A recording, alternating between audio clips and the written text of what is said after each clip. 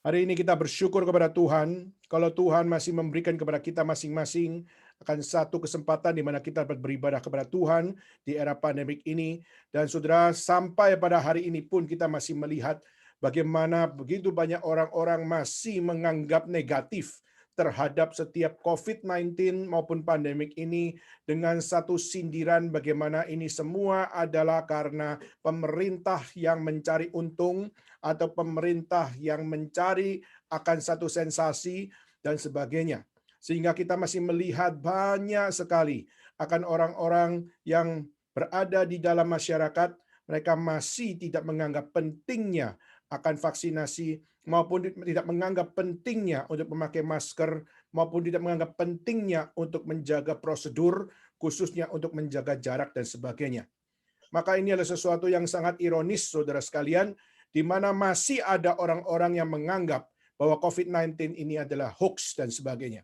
Saudara, kemarin waktu kami setelah vaksin kedua, untuk khususnya kami menerima akan vaksin Sinovac. Dan setelah kami menerima, lalu akhirnya kami dalam perjalanan pulang, kami berada di satu lampu merah, lalu kami melihat ada satu anak kecil, di mana anak kecil itu bersama dengan orang-orang yang lain tidak pakai masker. Lalu ada satu penjajah tisu yang menghampiri mobil kami. Dan waktu menghampiri, dia tahu bahwa kami sudah pakai masker, mereka juga tahu kami juga di mobil ada tisu, maka dia mengetuk dan mengatakan bahwa apa? Bisa nggak minta masker? Bisa nggak saya minta masker? Saudara, dan akhirnya kami memberikan kepada dia masker KN95. Dan waktu kami berikan, dia kaget luar biasa. Karena dia tidak pernah dapat akan masker seperti itu. Dia masih dengan linglungnya melihat akan masker tersebut. Kami memberikan itu adalah karena memang di mobil hanya ada itu. Dan kami berikan kepada anak ini. Dan waktu sudah lampu hijau dan akhirnya mobil berjalan, saya masih melihat dari kamera, khususnya melihat dari kaca kanan, dan melihat bagaimana anak tersebut masih kebingungan dengan masker itu. Karena mungkin dia tidak terbiasa melihat masker KN95. Mungkin dia masih menganggap bahwa masker ya seperti yang dipakai oleh orang-orang yang lain seperti standar biasanya. Karena saya waktu di mobil, saya juga pakai akan bukan yang KN95, tapi saya pakai yang standar juga. Maka saudara, di sini saya justru akhirnya tertegur dengan satu hal, yaitu apa? Kadang-kadang kita tidak perlu untuk punya satu hal, yaitu untuk membantu orang lain harus secara sesuatu yang besar. Kadang-kadang dengan memberikan masker, itu pun juga adalah sebuah pelayanan. Memberikan masker kepada orang-orang yang tidak pakai masker, itu pun juga menjadi satu unsur pendidikan. Dan kita belajar untuk berkorban untuk apa? Untuk luangkan uang kita untuk beri satu masker atau dua masker atau beberapa masker kepada mereka yang ada di jalanan, di mana mereka yang tidak atau masih belum sadar untuk mereka bisa pakai masker. Kita harus belajar untuk bagaimana mengimplementasikan concern kita, mengimplementasikan akan cinta kasih kita, dan belajar bagaimana untuk mereka yang belum terdidik, mereka yang dididik salah, mereka yang belum menerima implementasi yang benar, kita perlu menjadi bagian di dalam rencana Tuhan untuk kita bisa menjadi orang-orang yang mendidik. Meskipun di dalam hal yang paling kecil sekalipun, yang paling sederhana pun, kita harus doa. Kiranya Tuhan kasih kita teguran hati untuk kita bisa belajar mengimplementasikan akan cinta kasih kepada mereka yang belum terdidik atau mereka yang tidak terdidik atau mereka yang melawan didikan. Kita sama-sama berdoa kiranya Tuhan yang berbelas kasihan memakai kita masing-masing.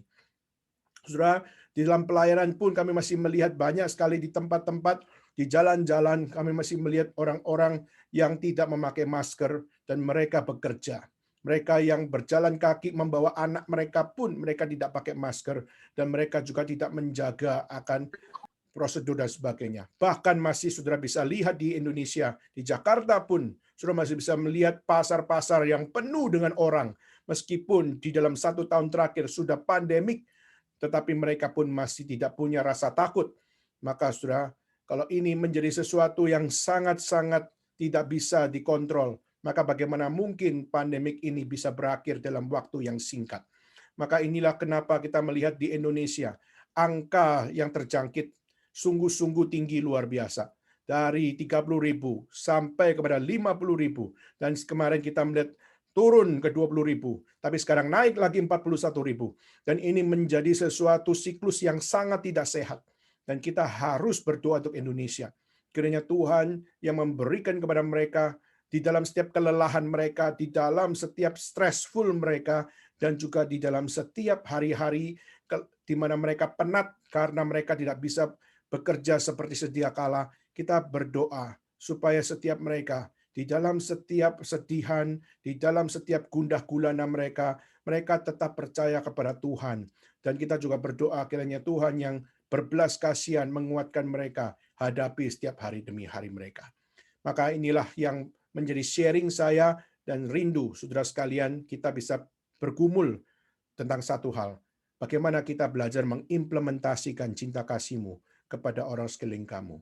Kalau saudara bisa belajar melakukan satu implementasi, saudara akan melihat bagaimana sukacita itu adalah sukacita yang Tuhan taruh dalam hati kita.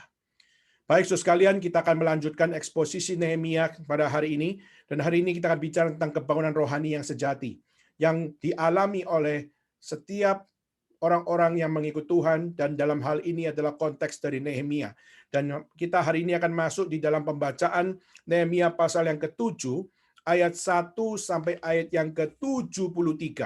Maka ada 73 ayat, dan saya tahu membaca ini adalah cukup panjang. Maka saya akan membagi di dalam dua bagian. Pertama, saya akan membacakan ayat 1 sampai kepada ayat yang ke-38. Dan ayat 39 saya akan minta satu orang membantu saya untuk membacakan dari ayat 39 sampai ayat 73. Dan saya mempersilakan satu rekan kita, apakah memungkinkan untuk saudara Jana dari Taichung bisa nanti membacakan dari ayat 39 sampai 73. Saya akan bacakan ayat 1 sampai 38. Dan Jana membacakan 39 sampai ayat 73. Baik, saya akan memulai dengan membaca Nehemia pasal 7 ayat 1 sampai kepada ayat 38. Setelah tembok selesai dibangun, aku memasang pintu-pintu, lalu diangkatlah penunggu-penunggu pintu gerbang, para penyanyi, dan orang-orang Lewi. Pengawasan atas Yerusalem aku serahkan kepada Hanani saudaraku, kepada Hananya panglima benteng, karena dia seorang yang dapat dipercaya, yang takut akan Allah lebih daripada orang-orang lain.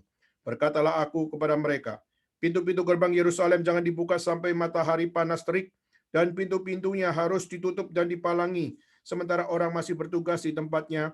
Tempatkanlah penjaga-penjaga dari antara penduduk Yerusalem, masing-masing pada tempat-tempat penjagaan dan di depan rumahnya. Adapun kota itu luas dan besar, tetapi penduduknya sedikit dan rumah-rumahnya belum dibangun. Maka Allahku memberikan dalam hatiku rencana untuk mengumpulkan para pemuka, para penguasa dan rakyat, supaya mereka dicatat dalam silsilah. Lalu kudapati daftar silsilah orang-orang lebih dahulu berangkat pulang. Dalam daftar itu kudapati tertulis, inilah orang-orang provinsi Yehuda yang berangkat pulang dari pembuangan, yakni para tawanan yang dahulu diangkut oleh Nebukadnezar Raja Babel, dan yang kembali ke Yerusalem, dan yang ke Yehuda, dan masing-masing ke kotanya. Mereka datang bersama-sama Zerubabel, Yesua, Nehemia, Asaria, Ramya, Nahamani, Mordekai, Bilsan, Misperet, Bikwai, Nehum, dan Baana. Inilah daftar orang-orang bangsa Israel. Bani Peros, 2.172 orang. Bani Sefaka, 372 orang. Bani Arak, 652 orang. Bani Pahat Moab, yakni Bani Yesua dan Yoab, 2.818 orang.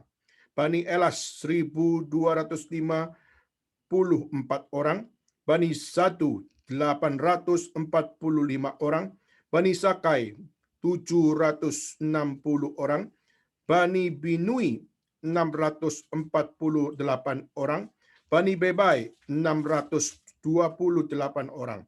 Bani Asgad 2322 orang. Bani Adonikam 667 orang. Bani Bigwai 2067 orang. Bani Adin 655 orang.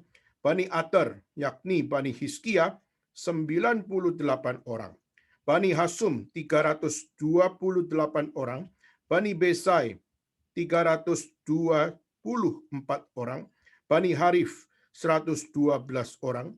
Bani Gibeon 95 orang. Orang-orang Bethlehem dan Netofa 188 orang. Orang-orang Anatot 128 orang.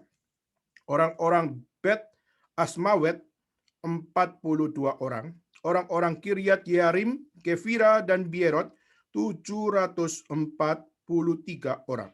Orang-orang Rama dan Gaba 621 orang. Orang-orang Mikas 122 orang. Orang-orang Betel dan Ai 123 orang. Orang-orang dari Nebo yang lain 52 orang. Bani Elam yakni Elam yang lain 1254 orang. Bani Harim 320 orang. Orang-orang Yeriko 345 orang. Orang-orang Lot, Hadid, dan Ono 721 orang. Bani Sena 3.930 orang. Oke, 39 Jana bisa bacakan sampai 73. Ya. Inilah para imam Bani Yedaya, yakni kaum keluarga Yesua 973 orang, Bani Imer 1052 orang, Bani Pasyur 1247 orang, Bani Harim 1017 orang. Inilah orang-orang Lewi, Bani Yesua, yakni Bani Kadmiel dan Bani Hodewa 74 orang. Inilah para penyanyi, Bani Asaf 148 orang. Inilah para penunggu pintu gerbang, Bani Salum, Bani Ater, Bani Talmon, Bani Akub, Bani Hatita, Bani Sobai 138 orang. Inilah para budak di bait Allah, Bani Siha, Bani Hasufa, Bani Tabaot, Bani Keros, Bani Sia, Bani Padon, Bani Lebana, Bani Hagaba, Bani Salmai, Bani Hanan, Bani Gidel, Bani Gahar, Bani Reaya, Bani Resin, Bani Nekoda, Bani Gasam, Bani Uza, Bani Paseah, Bani Besai, Bani Meunim, Bani Nefusim, Bani Bakbuk, Bani Hakufa, Bani Harhur, Bani Baslit, Bani Mehida, Bani Harsa, Bani Barkos, Bani Sisera, Bani Tema, Bani Nesia, Bani Hatifa. Inilah keturunan para hamba Salomo, Bani Sotai, Bani Soferet, Bani Perida, Bani Yaala, Bani Darkon, Bani Gidel, Bani Sefaka, Bani Hatil, Bani Pokeret Hasebaim, Bani Amon. Seluruh budak di bait Allah dan keturunan para hamba Salomo ada 392 orang. Inilah orang-orang yang terangkat pulang dari Tel Melah, Tel Harsa, Kerub, Adon, dan Imer. Tetapi mereka tidak dapat menyatakan apakah kaum keluarga dan asal-usul mereka termasuk bangsa Israel. Bani Delaya, Bani Tobia, Bani Nekoda, 642 orang. Dan dari antara para imam, Bani Habaya, Bani Hakos, Bani Barzilai. Barzilai itu memperistri seorang anak perempuan Barzilai, orang Gilead itu. Dan sejak itu ia dinamai menurut nama keluarga itu. Mereka itu menyelidiki apakah nama mereka tercatat dalam silsilah, tetapi karena itu tidak didapati, maka mereka dinyatakan tidak tahir untuk jabatan imam. Dan tentang mereka diputuskan oleh kepala daerah, bahwa mereka tidak boleh makan dari persembahan Maha Kudus sampai ada seorang imam bertindak dengan memegang Urim dan Tumim. Seluruh jemaah itu bersama-sama ada 42.360 orang. Selain dari budak mereka laki-laki dan perempuan yang berjumlah 7.337 orang. Pada mereka ada 245 penyanyi laki-laki dan perempuan. Mereka mempunyai 736 ekor kuda, 265 ekor bagal, 435 ekor unta, dan 6.720 ekor keledai. Sebagian dari kepala kaum keluarga memberikan sumbangan untuk pekerjaan itu, sedang kepala daerah memberi sumbangan untuk perbendaharaan 1.000 dirham emas, 5.000 buah pokok penyiraman, dan 530 helai kemeja imam. Pula beberapa kepala kaum keluarga memberi sumbangan untuk perbendaharaan pekerjaan itu 20.000 dirham emas dan 2.200 mina perak. Dan yang disumbangkan oleh orang-orang lain adalah 20.000 dirham emas, 2.000 mina perak, dan 67 helai kemeja imam. Adapun para imam dan orang-orang Lewi, para penunggu pintu dan para penyanyi, juga sebagian dari rakyat, para budak di bait Allah, dan semua orang Israel yang lain menetap di kota-kota mereka. Baik, saudara sekalian, inilah pembacaan firman Tuhan yang cukup panjang, tetapi kita percaya meskipun ini adalah banyak sekali berbicara tentang nama-nama di dalam silsilah, namun kita bisa melihat bagaimana Tuhan menyertai mereka dan bagaimana Tuhan menyatakan akan pentingnya akan kebangunan rohani terjadi di dalam Israel. Dan kiranya Tuhan memberkati kita dalam setiap pembacaan yang sudah kita baca. Mari kita sama-sama menyiapkan hati kita untuk masuk dalam firman Tuhan, dan mari kita bersama-sama mengambil sikap berdoa. Bapa dalam surga, kami berdoa kepada Tuhan, menyerahkan untuk kami yang sudah membaca firman Tuhan. Tuhan, mohon hikmat bijaksana-Mu hadir bagi kami, sehingga kami juga dapat melihat bagaimana pentingnya kebangunan rohani yang sejati dibangunkan atas Israel. Dan kami juga berdoa bahwa setiap kami pun juga perlu dibangunkan secara rohani, bagaimana kami belajar untuk melihat segala sesuatu bukan dengan cara pandang kami, atau cara nilai kami, atau perspektif pemikiran kami. Tapi kami rindu ya Tuhan, segala sesuatu adalah berasal dari Tuhan saja, dan ajar kami untuk dengan iman menghadapi segala sesuatunya dengan kepercayaan mutlak di hadapan Tuhan. Terima kasih ya Tuhan, kami menyerahkan pemberian firman Tuhan kepada pagi hari ini dalam tangan Tuhan. Dalam nama Yesus Kristus kami berdoa dan mengucap syukur. Amin. Saudara sekalian, di dalam pertemuan-pertemuan yang lampau, kita sudah membicarakan bagaimana Nehemia bersama dengan orang-orang Israel, mereka semua membangun akan tembok Yerusalem.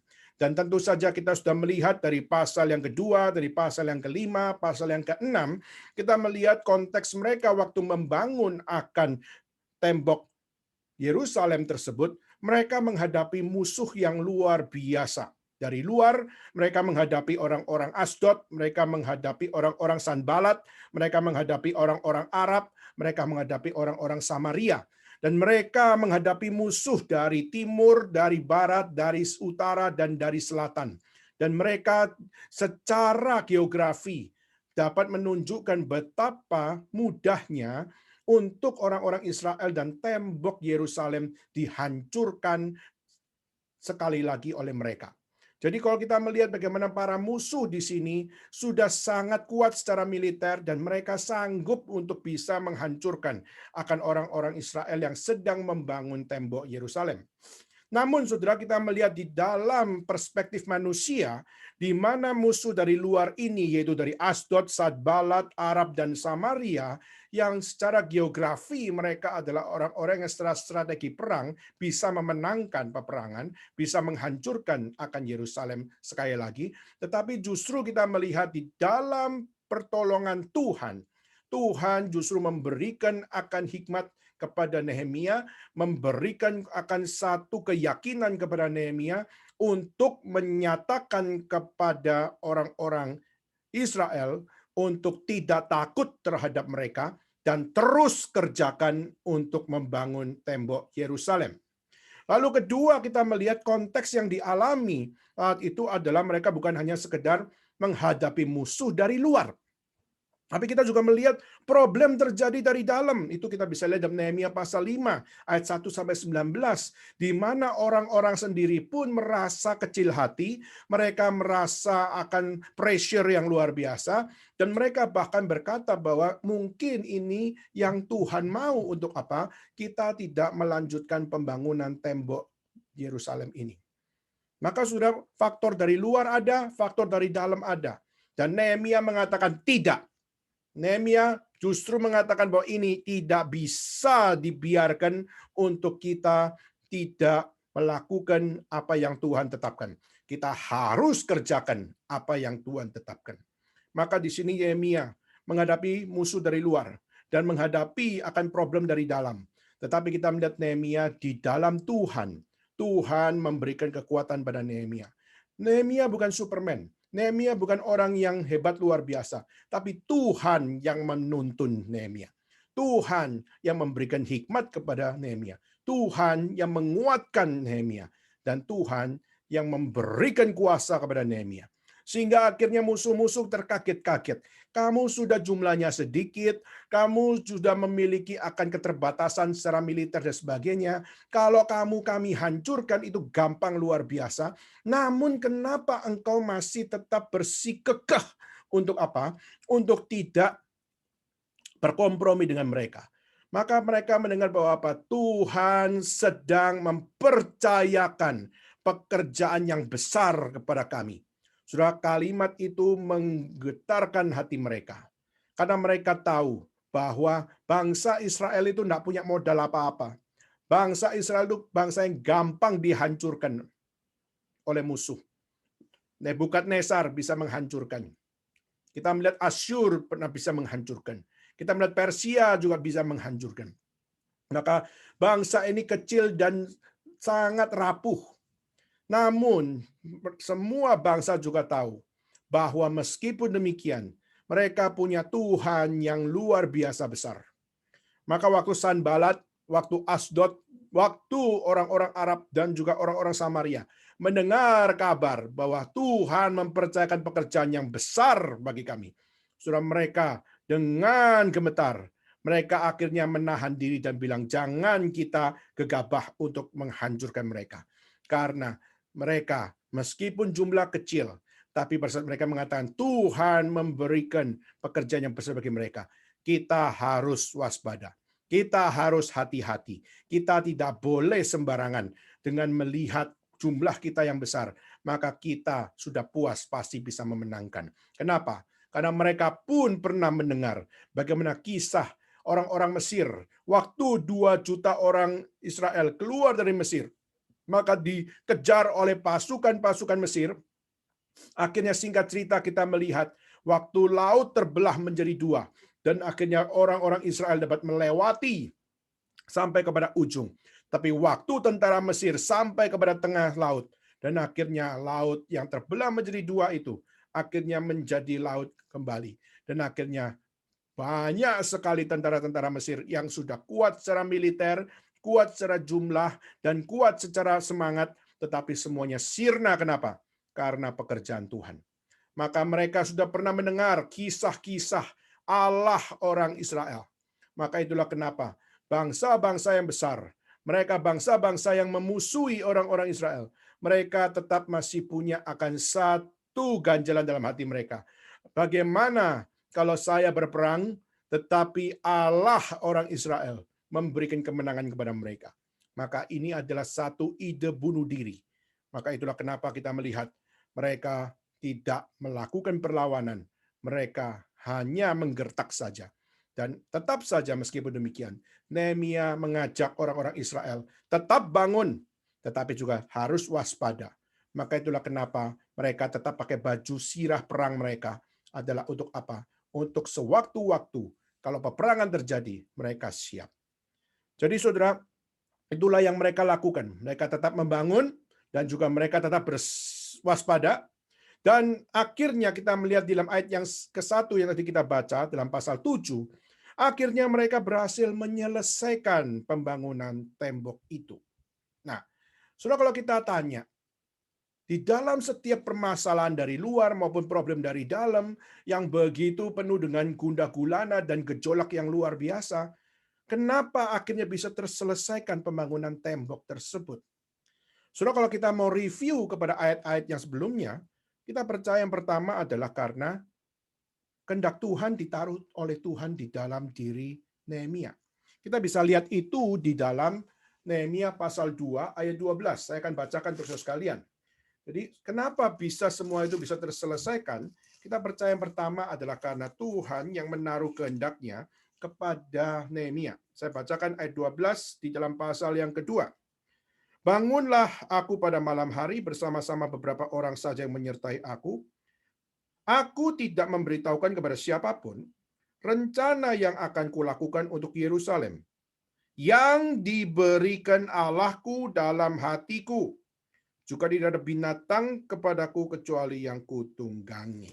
Sudah, kalimat yang saya tekankan adalah yang diberikan Allahku dalam hatiku. Jadi pembangunan tembok ini bukan ide, ambisi dari seorang yang bernama Nehemia, Saudara. Kita melihat bagaimana orang-orang musuh-musuh itu, khususnya dari Sanbalat, Asdod, Arab, dan Samaria, mereka memprovokasi dengan mengatakan bahwa ini semua adalah ide dari Nehemia. Nehemia mau jadi orang besar, Nehemia mau jadi tokoh revolusi, dan mau memberontak. Dan akhirnya begitu banyak akan rumor-rumor hoax-hoax yang begitu jahatnya merusak image daripada Nehemia.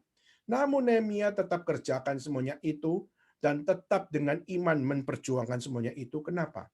Karena yang pertama, karena kehendak Tuhan ditaruh di dalam hati Nehemia.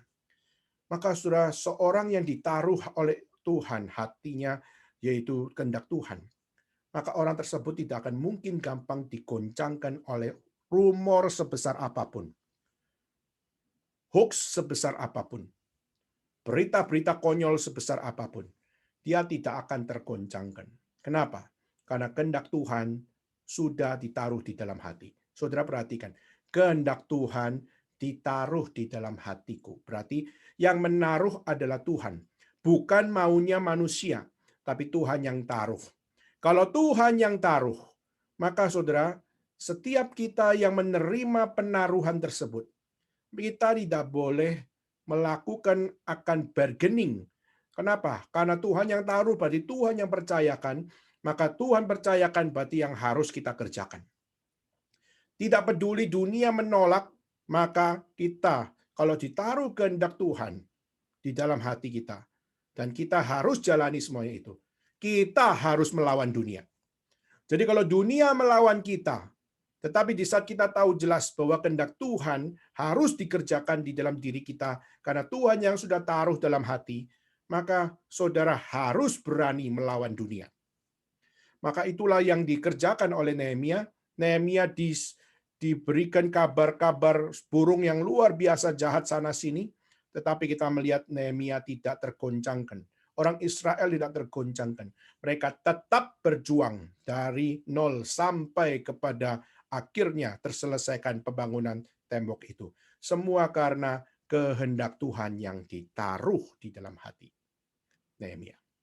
Kedua, kenapa bisa terselesaikan pembangunan tembok itu padahal melewati begitu banyak akan hari-hari yang begitu malang, hari-hari yang begitu pressure, dan sebagainya. Kalau kita melihat dalam ayat 1, pasal 1 ayat 4, di situ kita melihat Nehemia berdoa kepada Tuhan. Apa isi doanya? Kita melihat Nehemia pasal yang pertama, ayat yang keempat. Di dalam Nehemia pasal yang pertama, ayat yang keempat, dikatakan apa, saudara sekalian? Ketika ku dengar berita ini, duduklah aku menangis dan berkabung selama beberapa hari. Aku berpuasa dan berdoa ke hadirat Allah semesta langit. Kataku, ya Tuhan, Allah semesta langit, Allah yang maha besar dan dahsyat, yang berpegang pada perjanjian dan kasih setianya kepada orang-orang yang kasih kepadanya dan tetap mengikuti perintahnya. Berilah telingamu dan bukalah matamu. Dengarkanlah doa hamba-Mu yang sekarang kupanjatkan ke hadirat-Mu. Siang dan malam bagi Israel, hamba-hamba-Mu itu dengan mengaku dosa yang kami orang Israel telah lakukan terhadap-Mu dan sebagainya.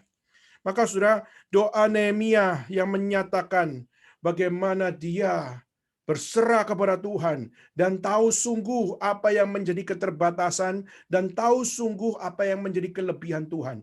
Tuhan adalah Allah yang dahsyat, Allah yang benar, Allah yang suci, dan bangsa Israel termasuk Nehemia dan keluarganya adalah orang-orang berdosa dan sebagainya.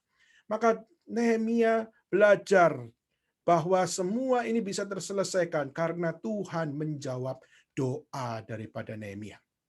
Jadi kehendak Tuhan membuat Nehemia berdoa. Kehendak Tuhan membuat Nehemia bersandar pada Tuhan. Kehendak Tuhan membuat Nehemia menyerahkan seluruh kekhawatirannya kepada Tuhan.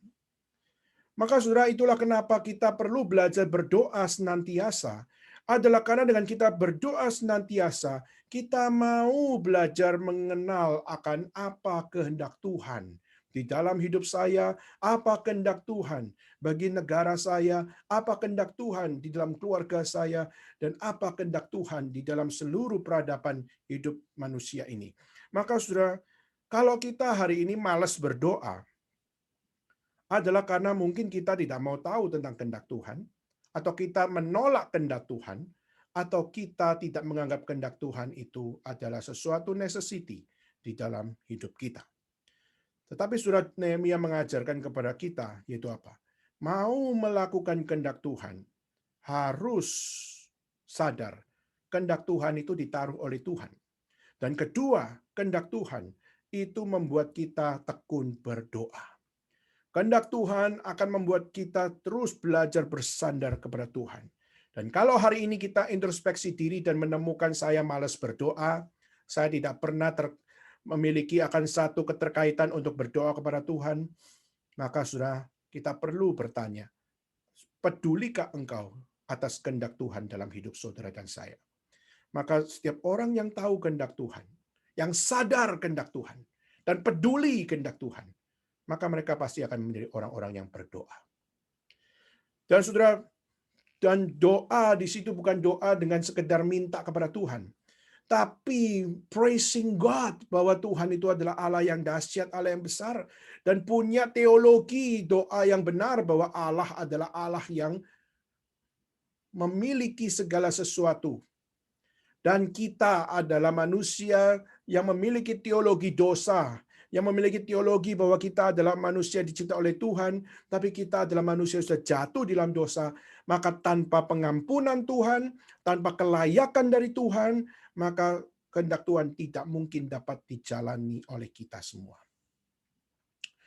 Dan ketiga, saudara, kalau kita bisa belajar kenapa mereka bisa menyelesaikan pembangunan tembok. Semua karena pertama kehendak Tuhan ditaruh di dalam hati mereka, khususnya Nehemia. Kedua adalah kehendak Tuhan membuat mereka berdoa, dan bahkan mereka berdoa memuji Tuhan dan menyadari dosa mereka dan memohon Tuhan memimpin mereka. Ketiga kita bisa lihat di dalam pasal 4, saudara. Di dalam pasal 4 ayat yang ke-6. Coba saudara lihat. Di dalam pasal 4 ayat yang ke-6 saya akan bacakan. Tetapi kami terus membangun tembok sampai setengah tinggi dan sampai ujung-ujungnya bertemu, karena seluruh bangsa bekerja dengan segenap hati. Jadi bukan cuma tahu kehendak Tuhan ditaruh dalam hati, bukan sekedar berdoa kepada Tuhan, tapi juga bekerja. Mereka bekerja, bahkan mereka bekerja keras. Maka mereka berdoa bersandar pada Tuhan, tapi mereka tidak pasif. Mereka tetap bekerja, bahkan mereka bekerja keras. Kenapa mereka kerja keras? Karena mereka tahu ini kehendak Tuhan, ini pekerjaan Tuhan. Dan karena pekerjaan Tuhan, Tuhan tidak mungkin meninggalkan kita semua. Maka kita harus berjuang, kita harus melakukan pekerjaan ini dengan tekun dan kerja keras, memaksa diri kita untuk apa? Melakukan yang terbaik bagi Tuhan, meskipun keadaan seakan-akan tidak cocok dengan perjuangan tersebut. Dan saudara, bukan hanya sekedar mereka kerja keras di situ, tetapi saudara, ada satu proklamasi mereka, yaitu apa? Kita bisa lihat di dalam pasal 6. Di dalam pasal 6 ayat 15 dan 16.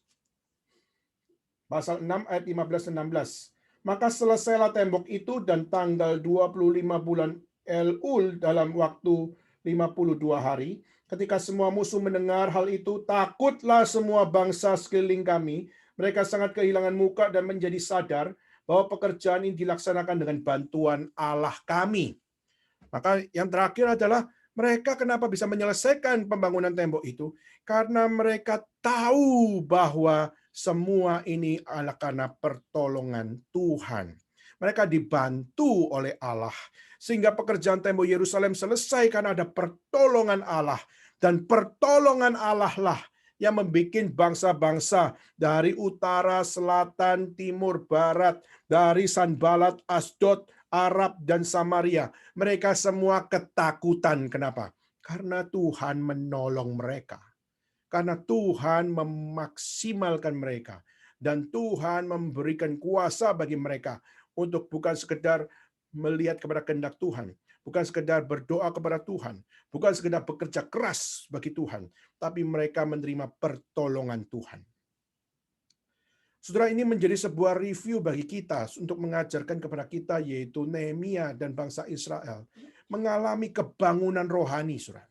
Kalau kita baca di dalam kitab Nehemia awal-awal, kita akan menemukan bagaimana bangsa Israel itu kecil hati, pesimis, rohaninya dangkal sekali, rohaninya mengalami akan satu kerohanian yang sangat-sangat menjenuhkan, dan kerohaniannya tidak mengalami satu antusias yang sejati. Kenapa? Karena mereka melihat kesulitan, mereka melihat pandemik, atau mereka melihat segala sesuatu yang sangat-sangat tidak mungkin.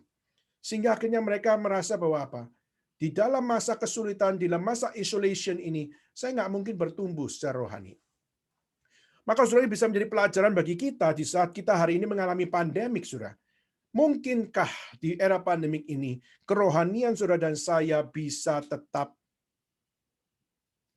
dipakai Tuhan? Apakah dalam era pandemik ini kerohanian kita bisa bertumbuh? Maupun dalam masa pandemik ini, kerohanian saudara dan saya bisa mengalami antusias yang luar biasa. Dan di dalam setiap kehidupan kita di era pandemik, di mana kita banyak sekali cara pemikiran, cara pengalaman, maupun dalam cara kita menjalani sesuatu, semuanya kita pikirkan dengan cara kita sendiri, dan kita merasa capek dengan sendirinya. Tapi justru di dalam masa-masa seperti itu, Tuhan justru menyatakan hal yang mengagumkan. Kehendak Tuhan ditaruh dalam hati orang percaya, dan orang percaya berdoa siang dan malam, memohon akan kebesaran Tuhan hadir dalam hidup mereka yang berdosa, dan mereka mau kerja keras bagi pekerjaan Tuhan, dan bahkan mereka pun bisa memproklamasikan iman mereka bahwa semua adalah karena Tuhan menolong mereka. Saudara, kalau format ini menjadi satu format di dalam hari-hari kita di era pandemik ini, kenapa pandemik harus ada di dalam hidup saya? Dan kalau saudara percaya bahwa ada kehendak Tuhan yang Tuhan mau taruh dalam hatimu, maka saudara berdoalah kepada Dia. Berdoalah kepada Dia siang dan malam. Berdoalah minta kehendak Tuhan diperjelas di dalam hidup kita. Mungkin kita tidak tahu kenapa harus ada musuh dari utara, selatan, barat, dan timur. Kenapa saya harus mengalami kesedihan, kepesimisan, keterhilangan di dalam masa-masa seperti ini? Kehendak Tuhan, apa yang harus saya selami? Saudara, kita perlu belajar minta kepada Tuhan. Kehendak Tuhan, Tuhan taruhlah dalam hatiku. Tuhan, aku mau memohon kepadamu siang dan malam supaya kehendak itu bukan kehendak yang kabur, takabur, tetapi adalah kehendak Tuhan yang ku hidupi, ku jalani, dan ku perjuangkan sesulit apapun. Dengan kerja keras aku mau mengerjakannya, dengan susah payah aku mau mengusahakannya, karena saya percaya bahwa saya bukan berjuang sendiri, karena Tuhan menolong saya. Maka dengan format seperti ini, kita bisa belajar kerohanian orang Israel yang dibangunkan oleh Tuhan melalui pelayanan Nehemia. Kita pun perlu belajar. Kita harus punya kerinduan yang sama. Era pandemik ini, mari kita minta kepada Tuhan. Minta apa, saudara? Kita minta Tuhan, taruhlah kehendak-Mu dalam hatiku. Dan berikan kepadaku akan satu antusias doa untuk memanjatkan kepadamu. Siang dan malam ku mohon kepadamu. Di dalam teologi doa yang benar, aku mau berdoa ya Tuhan. Dan biarlah aku terus bukan sekedar berdoa, tapi aku juga mau rindu bekerja. Bahkan aku kerja keras untuk pekerjaan-Mu ya Tuhan. Karena aku tahu dalam pekerjaan-Mu, aku nggak sendirian. Karena Engkau menyertai aku, membantu aku, dan sebagainya. Saudara, itulah kebangunan rohani yang terjadi di dalam bangsa Israel waktu itu. Dan bangsa Israel justru menjadi bangsa yang sangat-sangat bersyukur karena mereka bangsa yang kecil, tapi mereka punya Allah yang hebat dan dahsyat. Dan itulah yang membuka kepada mereka akan satu hal. Di dalam setiap tantangan-tantangan yang ada, mereka tetap bisa melihat Tuhan berkarya di dalam hidup mereka. Nah, saudara, dan setelah selesai pembangunan itu, kita melihat Nehemia melakukan tindakan. Apa yang Nehemia lakukan, saudara? Yang pertama, Nehemia memasang akan pintu. Dan di mana memasang pintu ini adalah satu hal bagaimana pintu itu adalah jalan masuk ke dalam Yerusalem. Dan saudara, jalan masuk dalam Yerusalem bisa dilewati macam-macam orang. Bisa dilewati oleh orang yang jujur, bisa dilewati orang yang munafik, bisa dilewati orang yang bersandiwara, dilewati orang yang jahat, bisa dilewati orang yang kelihatannya baik tetapi berhati jahat. Maka Nehemia memasang pintu di situ menggambarkan satu simbol bahwa dengan pintu ini orang akan macam-macam masuk. Tetapi pintu ini harus tetap berdiri dan terus memperjuangkan bahwa tidak boleh sembarangan orang menghancurkan pintu ini atau membawa pintu ini menjadi pintu yang tergeletak. Tetapi pintu ini harus dipasang dengan teguh. Dan di dalam pintu dipasang di situ menunjukkan bahwa inilah pertahanan. Inilah pintu masuk di dalam kota tembok Yerusalem. Dan tembok Yerusalem adalah tembok yang sudah disertai oleh Tuhan. Maka ini semua adalah sebuah proklamasi bahwa bangsa-bangsa yang lain yang tadinya menertawakan, sekarang lihat, pintu tembok Yerusalem sudah berdiri. Coba lihat sekarang yang menertawakan dari barat, utara, selatan, dan timur. Lihatlah, pintu sudah dipasang, menunjukkan bahwa ini secara legitimate, ini sudah menjadi sesuatu yang clear, bahwa Tuhan sungguh-sungguh menuntun sampai hari ini. Semua adalah sungguh-sungguh terjadi. Maka Nehemia memasang pintu pertama, menunjukkan betapa Tuhan sungguh-sungguh menyertai mereka. Kedua, yaitu tindakan Nehemia adalah mengangkat penunggu gerbang yang mengawasi Yerusalem. Mengangkat penunggu gerbang atas pengawasan Yerusalem. Dan saudara, di sini dikutip dua nama. Dua nama yaitu Hanani dan kedua adalah Hananya. Hanani adalah saudara Nehemia. Hananya adalah panglima benteng. Nah, saya saudara melihat dua orang ini, nama Hanani dan Hananya. Mungkin kita belum pernah dengar akan mereka, dan kita tidak tahu betul siapa mereka. Kita tidak pernah tahu karakter mereka seperti apa. Tetapi kita melihat Nehemia menekankan satu penjelasan, yaitu apa? Hanani dan Hananya, panglima benteng. Dan di situ ada penjelasan setelahnya, yaitu apa? Orang yang dapat dipercaya. Saudara, orang yang dapat dipercaya itu artinya apa? Orang yang dapat dipercaya yaitu orang yang jujur. Orang yang jujur, orang yang tidak bisa disuap, orang yang punya integritas, dan orang yang bertanggung jawab melakukan tugasnya. Jadi Hanani dan Hananya dikatakan orang yang dapat dipercaya karena mereka adalah orang yang jujur, mereka yang bertanggung jawab dan punya integritas, maka mereka tidak mungkin melakukan pengkhianatan, yaitu dengan mereka seakan-akan kelihatannya seperti orang Israel, tapi mereka terima uang dari musuh, mereka terima keuntungan dari musuh, dan akhirnya mereka mengkhianati Israel dan mereka membiarkan musuh masuk ke dalamnya. Saudara, kalau kita melihat kerajaan-kerajaan kenapa waktu berperang bisa memenangkan peperangan, salah satunya adalah karena ada tipu muslihat di mana mereka memasang mata-mata atau mereka berusaha untuk merusak integritas musuh dan mereka memberikan iming-iming untuk bagaimana supaya mereka bisa mengkhianati bangsanya sendiri dengan cara-cara yang bermacam-macam. Saudara, kita melihat di Korea, di dalam peperangan Korea, kita juga melihat itu terjadi. Kita melihat di dalam antara China dengan Jepang, kita melihat ada hal itu terjadi. Kita melihat antara perang dunia pertama, perang dunia kedua, ada hal-hal itu juga terjadi. Kita melihat peperangan di Jepang, peperangan Nokugawa, kita juga melihat itu terjadi. Bahkan kita melihat peperangan dari Samkok, Three Kingdom, itu pun juga kita melihat ada unsur-unsur orang-orang yang dibayar dengan strategi seperti itu juga terjadi. Maka saudara, segala sesuatu bisa terjadi. Kalau di semua bangsa bisa terjadi, masakan di Israel tidak bisa terjadi hal seperti itu. Uang bisa memberikan akan satu godaan yang luar biasa untuk membuat mereka mengkhianati bangsanya, bahkan Allahnya sendiri. Namun saudara, ada hak apa Nehemia bisa berkata bahwa Hanani dan Hananya mereka adalah orang yang dapat dipercaya.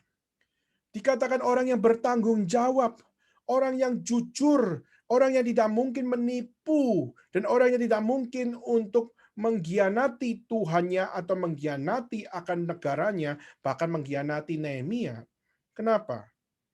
Ada kalimat berikutnya yang memberikan unsur yang sangat-sangat serius, saudara. Yaitu apa? Karena mereka adalah orang yang takut kepada Allah lebih daripada orang lain, saudara. Saudara, ini satu proklamasi dari Nehemia, yaitu orang yang bisa dipercaya, orang yang dipakai Tuhan, orang yang seharusnya dilibatkan di dalam pelayanan, haruslah adalah orang yang takut akan Allah lebih daripada orang lain. Maka orang yang takut dengan manusia, orang yang takut dengan atasan, orang yang takut dengan orang-orang yang memiliki akan satu karisma yang luar biasa, saudara, di satu sisi kita harus hormat kepada mereka. Tetapi di saat mereka adalah orang-orang yang melakukan hal yang salah, mereka melakukan hal yang berdosa, mereka melakukan hal yang tidak diperkenan oleh Tuhan, maka kita harus takut pada Tuhan melebihi mereka. Maka kalau kita takut pada manusia, jangan harap saudara bisa dipakai oleh Tuhan. Tuhan hanya mau memakai orang-orang yang takut kepada Allah lebih daripada orang lain. Dan itulah yang ditekankan oleh Nehemia. Saya percaya kenapa Nehemia menekankan itu adalah untuk mengajarkan kepada kita. Di saat kita sebagai gereja Tuhan, siapakah yang terlibat di dalam pelayanan? Kita bukan membangun satu arogansi rohani dengan mengatakan, oh, orang yang melayani Tuhan adalah orang yang suci. Orang yang melayani Tuhan itu pasti semuanya adalah orang-orang yang beres secara dosanya. Saudara, saya percaya bukan itu. Nehemia tahu bahwa Hanani dan Hananya juga adalah manusia berdosa. Tapi yang ditekankan adalah mereka takut akan Allah lebih daripada yang lain. Maka kalau kita hari ini melayani Tuhan, tapi kita punya hati yang takut akan Tuhan lebih daripada yang lain, itu adalah satu modal yang Tuhan taruh kepada orang percaya. Orang percaya harus punya hati yang takut akan Tuhan lebih daripada siapapun. Maka hanya orang yang takut akan Tuhan, orang tersebut yang dapat dipercaya. Kenapa? Karena manusia mungkin tidak bisa melihat apa yang kita lakukan. Tapi Tuhan bisa melihat lebih detail apa yang kita lakukan. Saudara, pernah di dalam satu acara, saudara, di YouTube saya melihatnya, di mana ada satu orang, dia masuk di dalam supermarket, dan dia mengambil satu makanan. Dan dia menyembunyikan. Nah, saudara, dia tidak tahu, saudara, bahwa kasir itu melihat dia mencuri di CCTV dan monitor yang ada di meja dia. Maka akhirnya dia mengatakan bahwa apa? Kamu mau beli apa? Oh, saya mau beli permen. Padahal dia ada ambil satu barang yang lebih mahal. Akhirnya dia mengatakan, tolong bayar juga barang yang kamu baru ambil, yang kamu sembunyikan di dalam baju kamu. Saudara, akhirnya dia kaget dan akhirnya dia melarikan diri. Nah, saudara, orang yang seperti itu adalah orang yang punya rasa takut. Kenapa? karena dia melakukan bukan dengan takut akan Tuhan. Dia dengan berani mencuri karena dia tahu bahwa tidak ada orang yang lihat. Yang punya toko tidak lihat. Tapi dia nggak sadar ada CCTV yang merekam. Ada CCTV yang mendapatkan muka dia. Saudara, di sini kita melihat bagaimana orang yang jujur, orang yang dipakai Tuhan, orang yang dipercaya, orang yang bertanggung jawab, harus sadar bahwa mereka harus punya takut akan Tuhan, karena Tuhan juga melihat mereka. Tuhan lebih detail melihat mereka. Nehemia mungkin tidak lihat dia, tetapi Tuhan tidak bisa ditipu. Maka takut akan Tuhan akan membuat orang harusnya lebih berintegritas. Takut akan Tuhan seharusnya membuat orang lebih sadar diri bahwa harus lakukan yang terbaik. Maka itulah kenapa Hananya diangkat menjadi penunggu gerbang atas pengawasan Yerusalem, karena hanya merekalah yang dapat diberikan akan tanggung jawab ini. Karena mereka di dalam pengamatan Nehemia bahwa orang-orang ini takut akan Allah. Dan bukan itu saja, saudara. Ketiga, kita melihat tindakan Nehemia adalah Nehemia mengeluarkan peraturan. Di mana peraturan itu bicara tentang penjagaan pintu gerbang. Nah, biasanya pintu gerbang itu kalau dibuka biasanya pagi hari, saudara. Jadi pagi hari biasanya pintu gerbang dibuka supaya orang bisa waktu ke pasar atau mereka sedang mau bercocok tanam dan sebagainya di luar kerajaan, mereka akan memiliki sebuah aktivitas pagi. Tapi justru dikatakan apa? Hanya boleh dibuka waktu matahari terik. Maka dengan satu penekanan bahwa hanya dibuka di saat matahari terik. Di situ berarti bukan dibuka pagi hari, sudah, tapi dibuka di dalam waktu siang hari. Kenapa, saudara? Harus diberikan keketatan peraturan seperti itu. Pagi tidak boleh ada aktivitas. Aktivitasnya harus di rumah.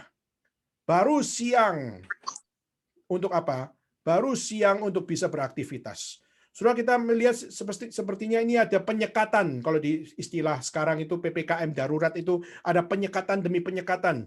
Nah, mereka disekat pagi tidak boleh untuk beraktivitas. Pagi harus di rumah. Pagi harus work from home.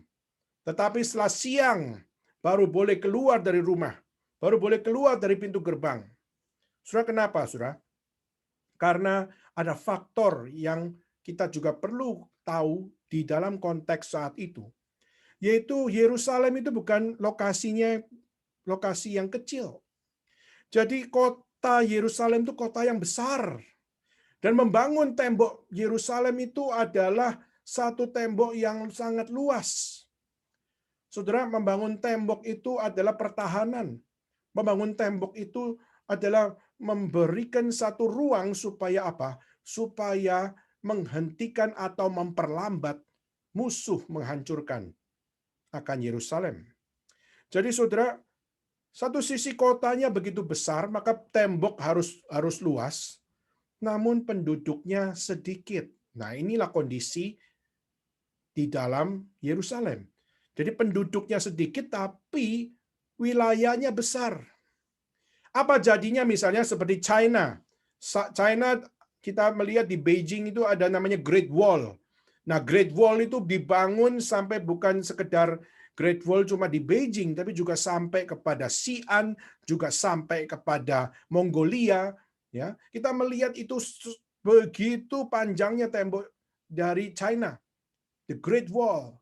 Maka the Great Wall, sudah bisa bayangkan, Great Wall begitu panjangnya, lalu dikatakan penduduknya sedikit, kira-kira pikiran kita apa? Pasti bisa kebobolan itu. Kalau wilayahnya begitu panjang, begitu besar, wilayahnya begitu sangat-sangat unpredictable, lalu gimana bisa penduduknya sedikit melakukan dengan maksimal? Tentu tidak mudah. Maka itulah kenapa kita melihat ini juga menjadi satu penerapan bahwa apa? Bahwa di dalam segala sesuatu kadang-kadang kita perlu sadar bahwa kenapa Tuhan juga memberikan unsur kepada pelayanan adalah bagaimana kita tidak boleh dengan sembarangan untuk melayani. Perlu ada peraturan-peraturan.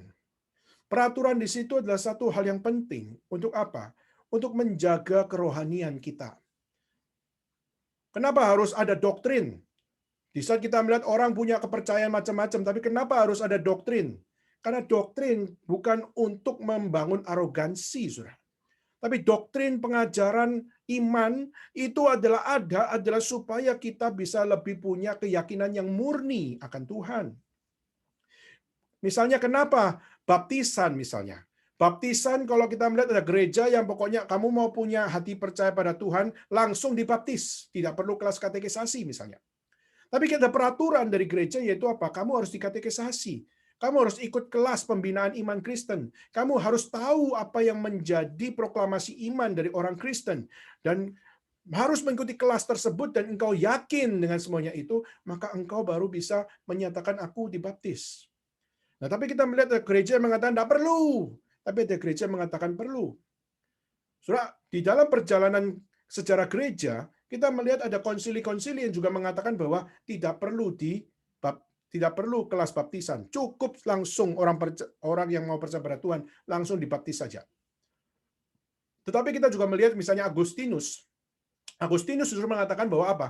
Agustinus justru mengatakan bahwa tidak bisa.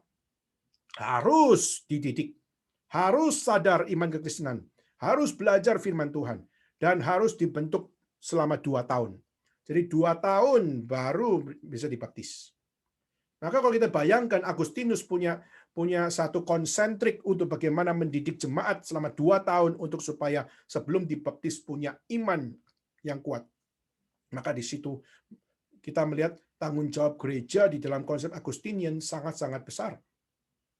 Kita mungkin tidak seketat dari Agustinus, Saudara. Tapi paling tidak kita melihat peraturan itu penting. Peraturan penting adalah untuk kemurnian iman, kemurnian kepercayaan, kemurnian dedikasi, untuk bagaimana kita belajar melakukan yang terbaik bagi Tuhan. Jadi nggak asal-asalan, Saudara. Kita melihat hari ini banyak orang yang sudah dibaptis, banyak orang yang sudah pelayanan, bahkan ada orang yang sudah ke gereja, bahkan sudah banyak orang yang sudah melakukan satu keyakinan, yaitu apa? Aku adalah anak-anak Tuhan. Tetapi banyak dari mereka pun yang tercatat meninggalkan iman mereka. Kenapa? Karena mereka nggak tahan penderitaan. Mereka nggak tahan menghadapi kematian. Mereka nggak tahan menghadapi kesedihan. Mereka nggak tahan menghadapi akan sakit penyakit. Mereka nggak tahan. Dan karena ketidaktahanan ini, akhirnya mereka mengatakan, Tuhan, di manakah engkau? Mengapa engkau tidak menolong aku? Dan sebagainya. Dan akhirnya mereka meninggalkan Tuhan. Nah, saudara, semua itu bisa terjadi kenapa? Karena salah satunya adalah karena mereka belum dengan sempurna untuk mengenal Tuhan. Mereka belum mengenal dengan sempurna deklarasi iman sebagai orang percaya. Mengikut aku, kamu harus menyangkal diri. Mengikut aku, engkau harus pikul salib. Mengikut aku, engkau harus ikut aku. Maka ada harga yang harus dibayar. Tapi kita melihat hari ini banyak orang yang sudah dibaptis, orang Kristen, bahkan sudah melayani Tuhan, bahkan hamba Tuhan, tapi mereka justru tidak serius di dalam melihat peraturan-peraturan yang mereka seharusnya ikuti. Maka setelah itu kenapa gereja sangat concern untuk bagaimana ada peraturan-peraturan yang ada. Tapi peraturan bukan untuk membangun arogansi. Tapi peraturan ada untuk mengajarkan kepada kita untuk bagaimana punya akan kemurnian iman di dalam kita masing-masing. Dan saudara, itulah yang dilakukan oleh Nehemia. Jadi Nehemia memasang pintu, mengangkat penunggu gerbang dalam pengawasan Yerusalem. Ketika peraturan penjagaan pintu ditetapkan. Keempat, saudara, yaitu adalah Nehemia mengangkat penyanyi dan orang-orang Lewi. Saudara, Nehemia bukan orang Lewi. Nehemia itu adalah orang awam, dan dia adalah juru minuman raja. Dan dia peduli dengan Yerusalem, dan dia bukan sekedar peduli dengan Yerusalem, tapi dia juga peduli dengan bait suci. Maka itulah kenapa dia mengangkat penyanyi dan orang Lewi. Dia nggak mengangkat dirinya menjadi imam, dia tidak mengangkat dirinya sebagai orang Lewi, Dia mengangkat dirinya sebagai orang yang berada di dalam bait suci. Tidak, saudara. Dia tahu diri. Dia bukan orang Lewi. Dia tahu diri, dia bukan imam. Dia tahu diri bahwa aku bukanlah orang-orang yang seharusnya memimpin secara ritual atau secara gerejawi. Dia tahu sungguh-sungguh. Dan dia mementingkan ibadah, mementingkan worship, mementingkan hal-hal yang bersifat rohani. Maka saudara, sekalipun kita melihat Nehemia membangun tembok Yerusalem, membangun bait suci, dengan apa kadarnya tentunya, sekalipun membangun secara jasmani Yerusalem, tujuannya bukan tujuan jasmani. Saudara, sekalipun membangun Yerusalem secara jasmani, tujuannya adalah ibadah. Tujuannya adalah Tuhan Allah. Tujuannya adalah rohani, saudara. Dan itulah yang harus juga kita lakukan, saudara. Hari ini kenapa kita melayani Tuhan? Kenapa kita bekerja? Kita kenapa sekolah? Saudara, di dalam teologi Protestan, hamba Tuhan itu bukan sekedar pendeta, penginjil, missionary, guru Injil. Bukan. Di dalam teologi Protestan, semua orang percaya itu adalah hamba Tuhan. Baik mereka yang jadi ekonom, mereka yang menjadi seorang guru, mereka yang menjadi seorang entrepreneur, mereka yang menjadi lawyer, mereka yang menjadi orang-orang yang artis dan sebagainya. Mereka semua harus menjadi orang-orang yang memang menjalani sebuah kehidupan jasmani, tapi tujuan segala sesuatu yang dilakukan must be spiritual things.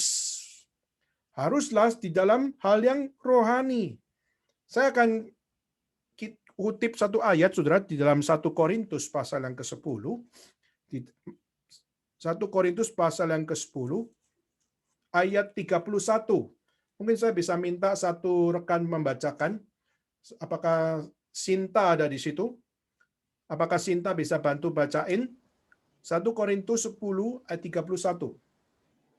Ya, kok. Ya, tolong bacain ya. 1 Korintus 10 ayat 31. Aku menjawab, jika engkau makan atau jika engkau minum atau jika engkau melakukan sesuatu yang lain, lakukanlah semuanya itu untuk kemuliaan Allah. Ya, waktu makan, waktu minum, waktu melakukan segala sesuatu, lakukan adalah untuk Allah. Jadi Nehemia salah satu orang yang memberikan kepada kita satu keyakinan bahwa waktu kita melakukan sesuatu, Nehemia membangun bersama dengan orang Israel rumah Tuhan dibangun bukan untuk arogansi, ini loh gereja Tuhan, ini loh orang-orang percaya, ini loh, saudara, bukan itu, saudara. Itu cuma urusan jasmani yang tidak ada artinya. Kenapa harus ada tembok Yerusalem adalah karena hal yang rohani yang dilakukan untuk Tuhan. Saudara, misalnya kita melihat Gereja Reform Injili Indonesia yang hari ini ada gereja yang besar di Kemayoran, saudara. Banyak orang mengatakan, wah itu arogansi pendeta Stephen Tong. Lalu ada yang mengatakan bahwa oh itu adalah satu hal arogansi denominasi reform dan sebagainya. Bahkan mereka mengatakan gereja yang mewah, gereja yang elegan, gereja yang memakai uang begitu banyak. Dan bahkan ada yang mengatakan bahwa membangun gereja dengan uang yang begitu banyak bisa ngasih makan orang miskin berapa banyak itu. Banyak orang yang mengeluarkan statement-statement seperti itu. Tapi tahukah saudara, semua itu dilakukan bukan untuk membangun sebuah arogansi. Sekali lagi, seperti yang dialami oleh Nehemia. Waktu Nehemia mau membangun bait suci dan membangun tembok Yerusalem, Sanbalat, Asdod, Arab, Samaria, mereka membuat satu isu, yaitu apa? Kamu membangun revolusi, kamu melakukan pemberontakan, kamu mau menjadi kaisar, kamu mau menjadi pemimpin, dan semua rumor itu adalah rumor yang ada, dan kami mau kita sama-sama apa? Jangan bangun akan rumah tersebut. Jangan bangun tembok tersebut. Tapi kita melihat Nehemia nggak peduli. Nehemia menolak. Nehemia tetap kerjakan. karena pekerjaan besar ditaruh di dalam diriku. Pekerjaan besar ditaruh di dalam diri orang percaya. Dan itulah yang harus dikerjakan. Itu yang keempat, saudara. Tindakan Nehemia. Kelima adalah yang tadi mungkin kita bacakan dengan begitu membosankan. Bani apa, bani ini, bani apa, bani ini. Dan kita mungkin waktu membaca semuanya itu 73 ayat, kita merasa apa hubungannya dengan saya ya. Mungkin kita membaca ayat-ayat tersebut dan mengatakan itu nama-nama sungguh mati, saya nggak pernah kenal dan saya nggak pernah dengar. Tapi apa urusannya dengan saya? Tapi sudah ada urusannya, sudah.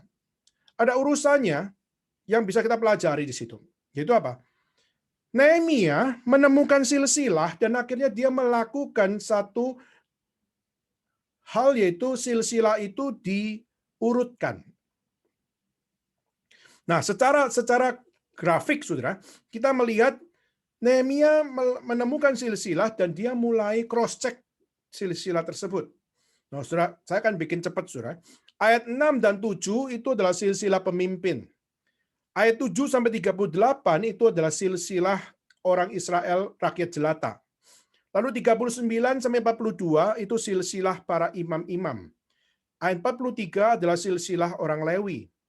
44 silsilah penyanyi. 45 silsilah penunggu pintu gerbang. 46 sampai 56 silsilah budak bait Allah. 57 sampai 60 silsilah grup hamba Salomo. Dan ayat 61-62 adalah silsilah orang tidak pasti Israel atau bukan. Dan ayat 63 sampai 65 orang-orang yang tidak jelas imam atau bukan. Dan 66 sampai 69 di jumlah semuanya 42.360 orang, 7.337 budak, 245 penyanyi, dan ternak. Nah, saudara, yang menarik adalah apa? Secara silsilah, waktu di list, di cross-check, kita melihat ada silsilah yang memang adalah silsilah yang sudah fix. Misalnya pemimpin, rakyat, imam, Lewi, penyanyi, penunggu, budak, bait Allah. Itu semua grup Salomo, ya, grup hamba Salomo. Itu sudah adalah satu silsilah yang fix. Namun juga ada silsilah yang belum fix. Misalnya 61-62. Orang yang belum bisa dipastikan ini orang Israel atau orang bukan Israel. Ini orang Israel atau orang kafir. Ya. Jadi tetap ada satu silsilah yang harus jelas, clear, bahwa dia adalah orang Israel atau orang kafir. Nah, mungkin saudara bertanya, waduh, kalau misalnya ada silsilah akhirnya harus di cross-check apakah dia betul-betul Israel atau bukan Israel atau kafir. Jangan-jangan apakah ini jangan-jangan yang bukan orang Israel bisa diusir atau yang bukan Israel itu digenoside, dibunuh atau dilenyapkan atau diapakan. Ya. Lalu juga 63 sampai 65 juga imam-imam yang nggak jelas. Imam-imam yang melayani, yang punya profesi tapi belum tentu dia jujur atau belum tentu dia adalah imam yang memang sudah ditetapkan sebagai imam. Jadi saudara, ayat 63 sampai 65 ada silsilah yang tidak jelas sehingga harus tanya sama Tuhan apakah imam atau bukan mereka. Kenapa? Imam tidak boleh sembarangan masuk di dalam, maksudnya tidak boleh sembarangan orang masuk dalam bait suci, saudara. Kemah suci.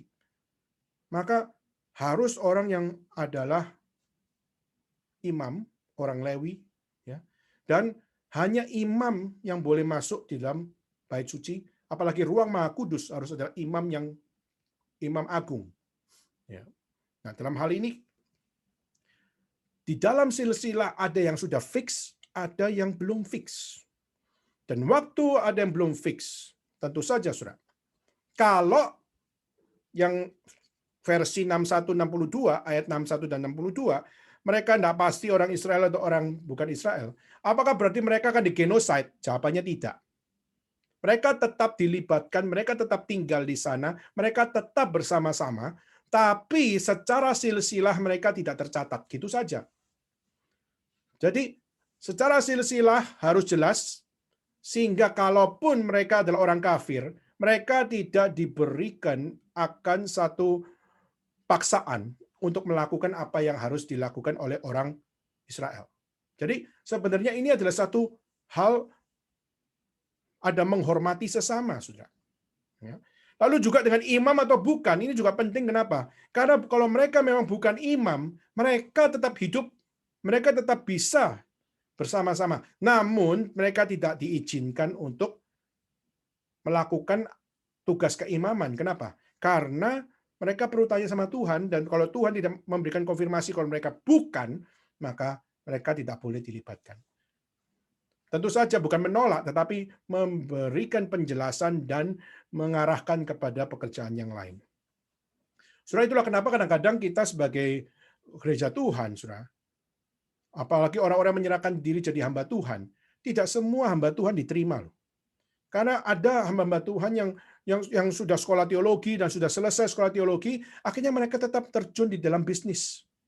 Karena mereka tahu setelah mereka belajar firman Tuhan, Tuhan memberikan kepada mereka satu teologi, tapi Tuhan memanggil mereka bukan untuk berada dalam bait suci, tapi Tuhan mau dia berada di marketplace, di secular place.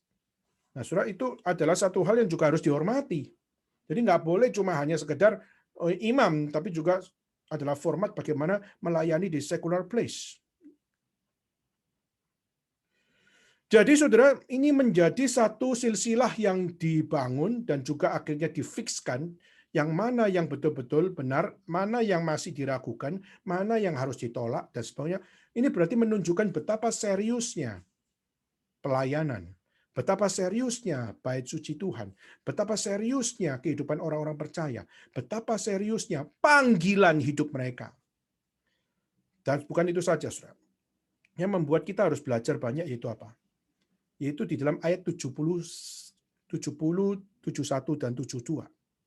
Di mana di situ memberikan satu informasi kepada kita bahwa mereka bukan cuma di silsilah saja, bukan cuma di cross-check secara silsilah, tapi sebagian dari mereka memberikan persembahan untuk membangun rumah Allah.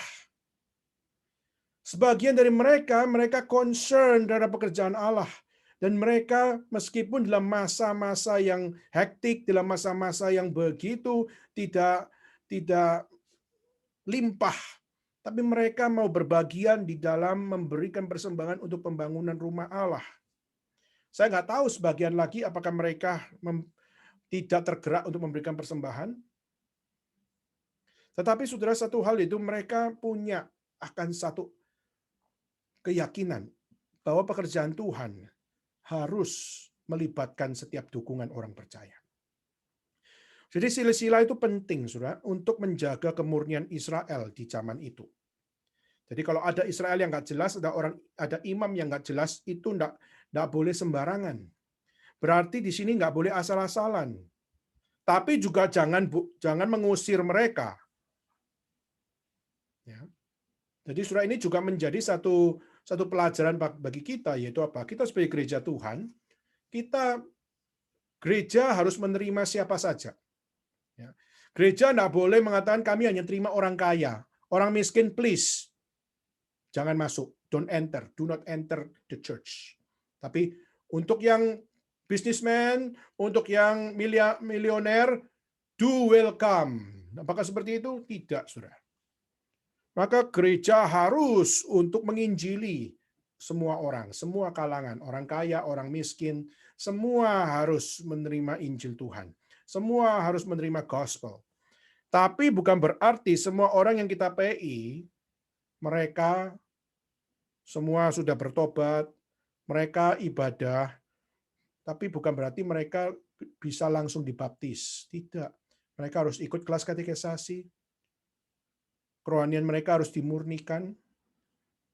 Untuk melibatkan mereka dalam pelayanan, kita tidak bisa dengan sembarangan, pokoknya semua bisa melayani Tuhan. Juga tidak bisa. Kenapa? Karena perlu satu hal di mana saudara dan saya tahu apa itu pelayanan, mengapa melayani, dan bagaimana melayani dengan benar. Maka kerohanian harus dimurnikan. Maka harus dibangunkan. Dan dimurnikan di situ di dalam apa? Dimurnikan di dalam Tuhan. Nah, saudara, kenapa kita hari ini membahas ini? Karena Nehemia bersandar kepada Tuhan dan memulai segala sesuatunya kepada Israel. Israel yang lemah iman, Israel yang secara kerohanian itu begitu jenuh dan begitu pesimis. Namun kita melihat Tuhan care kepada mereka, dan Tuhan pakai Nehemia untuk menguatkan mereka dan membawa mereka melihat musuh-musuh sampai ketakutan, dan mereka tahu betul bagaimana ini adalah kehendak Tuhan dan mereka harus kerja keras dan mereka harus untuk bayar harga dan mereka harus dengan murni mengikut Tuhan. Maka melalui silsilah itu tadi kita melihat yang nggak jelas harus diperjelas. Yang tidak yakin harus diyakinkan yang benar. Dan tidak boleh asal-asalan. Maka dengan tidak memulai segala sesuatu tidak dengan asal-asalan, maka disitulah kita melihat kebangunan rohani akan terjadi. Kita melihat bagaimana orang-orang yang mengalami kebangunan rohani, mereka semua adalah orang-orang yang betul-betul tahu bagaimana untuk mengalami kebangunan rohani. Mereka butuh akan satu, bukan sekedar pekerjaan Tuhan dalam hidup mereka, tapi juga butuh disiplin rohani dari kita untuk bagaimana menjalani hidup di dalam buah yang Tuhan berikan. Maka saudara, saya sedang mengumulkan untuk alumni Surabaya, kita mengumulkan tentang bagaimana kita memiliki satu God's mission. Di dalam masa pandemik ini, bagaimana kita memiliki God's mission. Bagaimana kita memiliki misi Tuhan di dalam isolasi mandiri. Bagaimana kita memiliki misi Tuhan di dalam era pandemik ini. Dan saudara, saya belajar dari seorang bernama Robert Morrison. Di mana Robert Morrison adalah the first British Protestant missionary yang masuk di wilayah Kanton. Dan di mana di situ dia pertamanya dipengaruhi dan juga banyak dibantu oleh seorang missionary dari Yesuit. Dan pada saat dia memulai pelayanannya, susah payah dia usahakan. Dia harus melakukan sesuatu tindakan-tindakan yang sangat-sangat mereka tidak pernah pikirkan.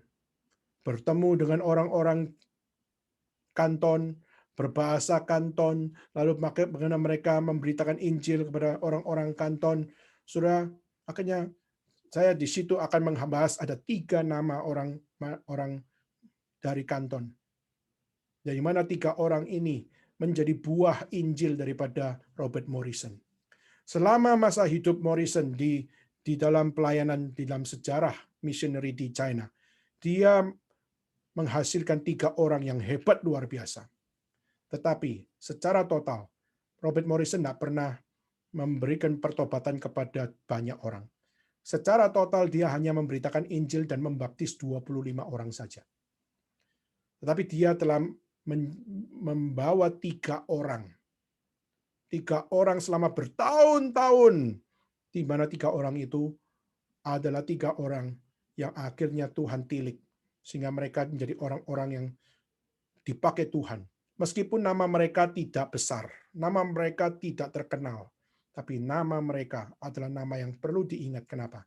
Karena mereka adalah buah Injil dari seorang missionary namanya Robert Morrison yang memenangkan jiwa, sehingga gereja Tionghoa dimulai dari pelayanan 3 orang ini, khususnya gereja Protestan. Dan saudara melihat semuanya ini kenapa bisa terjadi? Karena jiwa mereka sudah di-revive. Karena mereka yang belum kenal Tuhan masih pai-pai kepada dewa, pai-pai kepada leluhur. Tapi pada saat mereka bertahun-tahun mereka dengar Injil Tuhan, menolak Injil selama 1 tahun, 2 tahun, 3 tahun, sampai tahun ke-8. Di saat mereka sudah menolak Injil, Tuhan justru di tahun-tahun yang ke-8 membakar hati mereka, sehingga akhirnya hati mereka terbakar bukan oleh api neraka, tapi terbakar oleh api kebangunan rohani. Sehingga melalui hidup mereka bertiga, Tuhan memakai mereka, membawa sejarah gereja Tionghoa menjadi satu sejarah penginjilan, di mana 3 orang ini melalui literatur, melalui pembagian pamflet, melalui pemberitaan Injil ke desa-desa, ke kampung-kampung, 3 orang ini dipakai Tuhan luar biasa. Maka Inilah yang menjadi bahan yang akan saya sharingkan untuk alumni Surabaya, untuk bagaimana menggumulkan tentang ini. Tapi saudara, kebangunan rohani adalah sesuatu necessity. Untuk kita mau mengalami reforming, kalau kita mau menjadi seorang yang mengalami akar yang kuat di dalam Tuhan, kita semua harus di dalam api kebangunan rohani yang sejati. Dan itu haruslah bersumber dari Tuhan Allah sendiri. Nehemia menerima api itu. Dan Nehemia membakar setiap jiwa orang Israel dengan api kebangunan rohani itu. Sehingga orang-orang Israel akhirnya terbangun. Tapi nanti sudah akan juga melihat apakah gampang memelihara api kebangunan rohani itu. Kita juga melihat tidak mudah. Tetapi Nehemia tetap menjaganya.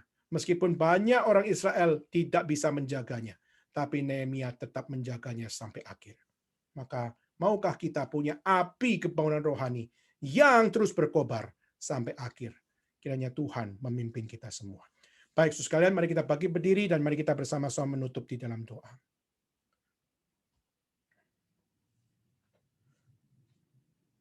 Bapa dalam surga, kami berterima kasih atas setiap firman Tuhan yang sudah diberitakan. Bersyukur atas setiap apa yang Tuhan nyatakan kepada kami semua. Di mana Tuhan, Engkau memberikan akan satu pekerjaan Tuhan kepada Nehemia dan juga kepada Israel. Dan kami melihat kuasa Tuhan menyertai mereka. Sehingga mereka bisa mengalami kebangunan rohani. Sehingga mereka bisa bertekun. Mereka bisa berada di dalam kuasa Tuhan. Sehingga mereka tidak takut bahaya. Mereka tetap berjuang untuk kemuliaan nama Tuhan sampai akhir. Terima kasih ya Tuhan atas setiap legacy yang Tuhan berikan. Kami rindu kami mengalami seperti yang Nehemia alami. Kami rindu kami bisa menjadi orang yang setia seperti Tuhan. Memakai orang-orang yang Tuhan pakai. Dan biarlah kami yang mendengar firman Tuhan, kami bukan cuma sekedar mendengar, tapi kiranya Tuhan, Engkau yang berbelas kasihan memimpin kami, supaya kami semua juga dapat mengalami Engkau ya Tuhan. Terima kasih Tuhan, terus bakar hati kami di dalam penyertaan-Mu, dan biarlah Tuhan yang memakai kami sampai akhir hidup kami. Dalam nama Yesus Kristus kami berdoa dan mengucap syukur. Amin.